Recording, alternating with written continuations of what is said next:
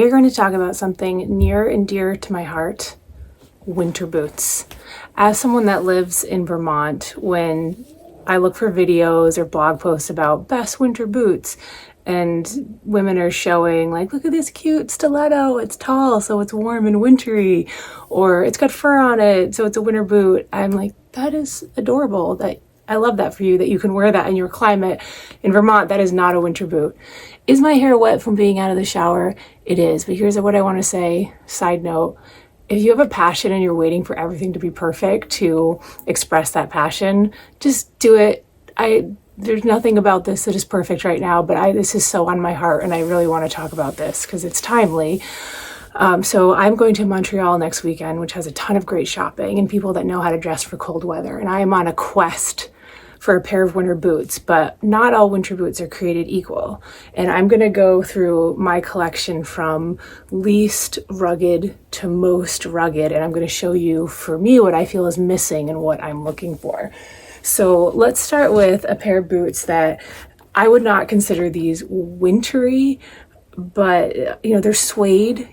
Suede isn't great when it's super wet outside. But these are fine once you're in a building or you're just walking on the sidewalk. These are fine. They also, for me as a soft dramatic, what I'm going to be talking about are boots that are specific to soft dramatic, by the way, but hopefully we can all learn something because there's some general tips here.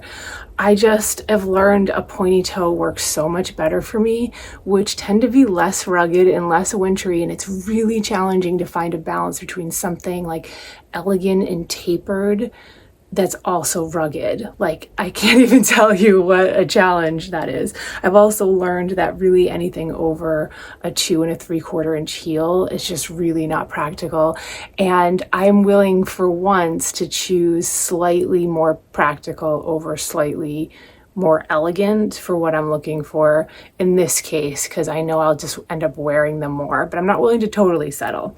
So this is, the brand's not even on here because it's so whatever. I just ordered like 10 different pairs of simple black pointy booties with a less than a 2 3/4 inch heel. And this is the pair I end up with. So I'll link it below, but it's not even like a brand that's significant. And then to a similar style, it's a little more fun that I wear all the time. This is surprisingly neutral. I can really wear these with a lot of different outfits. Again, a low heel, a pointy toe, but I'm not going to wear these in inches of snow, but I do get a lot of use out of these. I can walk around a city in these pretty well and feel comfortable. So next, when I'm wearing skirts and dresses, because really for me as a soft dramatic, I love ankle booties on other people with skirts.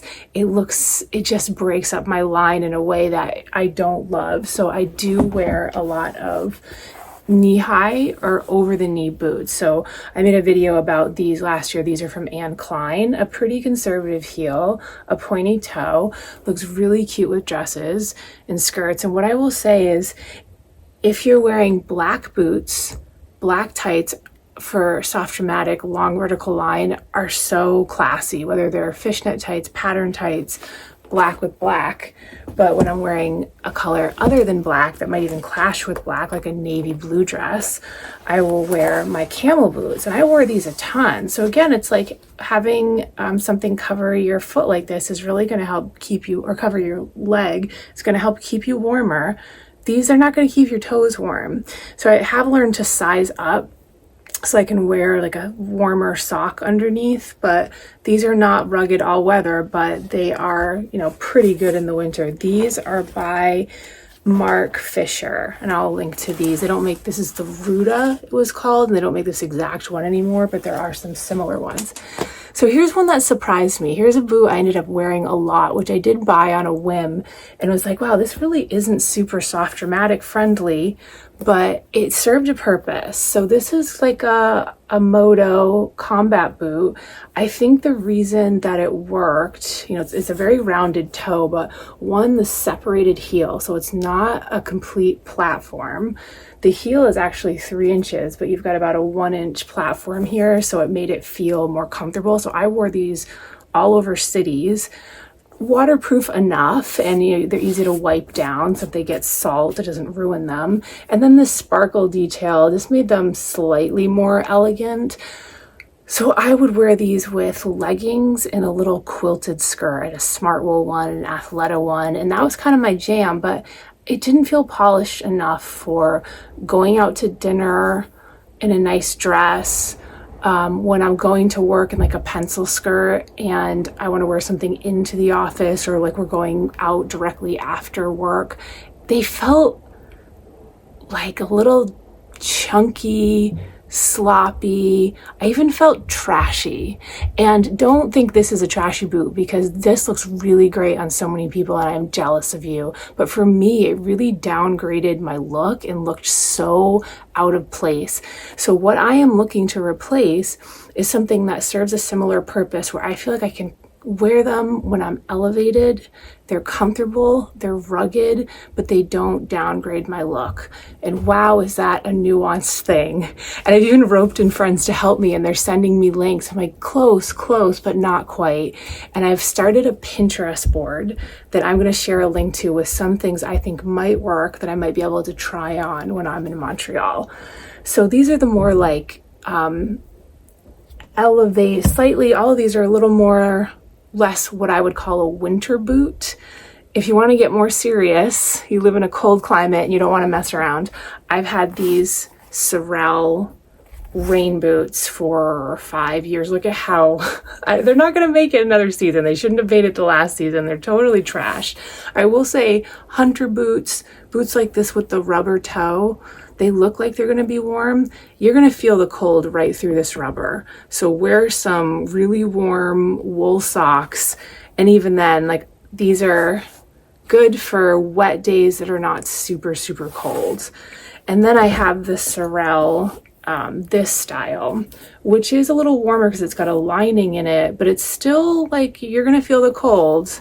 But these were my more rugged boots. These were not going to elevate my look, but I got these right when LL Bean duck boots were really in style, and I thought they were a cool alternative because they were black and not the standard. I don't have mine here. I have those too, but I thought they were like a little bit dressier than the standard bean boot that was so popular at the time. But ladies, if you don't want to mess around with the cold and you just want to be freaking warm and kind of look cute, not elevated, but cute, you know what I'm going to say. The moon boot. They're making a comeback. You will think it is Florida in your boot. They are so warm. Look at all this padding on the inside. They are so comfortable. They actually, if you're like, it's a snowstorm and I'm wearing a dress, but I'm not messing around, you can get away with this in Vermont. You can, like, yeah, you're wearing practical footwear. That makes sense. And this like plum burgundy color is surprisingly neutral. I've seen some metallic ones that are amazing. There's so many versions of these now. I'm not an UGG boot person, but I did find that these served that purpose for me. So on the quest for winter boots, there's North Face, there's Sorel, there's Columbia, there's UGG. Like, those are the brands that kind of everybody buys. And when you go out, you see everybody wearing these same boots. I want something a little different. I want something that's a little more artistic and interesting. And it's not an easy thing. And I am willing to pay, I'd like to pay between $200 and $300, I think is what I expect for this kind of boot. If there's something, like, I'm going to go to Montreal's new luxury brand mall and I might see something designer that I like, but I'm also really good at searching eBay and Poshmark and trying to find that same shoe for a lesser price. So I'll try those things on, and I kind of hope I don't fall in love with one, but all of these things I've had for years. So I also know investments, especially with winter footwear, are important. So be willing to spend the money. You will get a lot of use out of it. And on a cold day, you will curse yourself if you're wearing something that's not practical and waterproof and well made. So I'm going to take you on this journey. I'll show you what I try on, and hopefully I end up with something I'm so excited about to show you. And I'd like to do a similar video about winter coats, because that's another similar journey of really needing something truly practical. So I hope you're going to join me, and we're going to have some fun together. Happy wintering.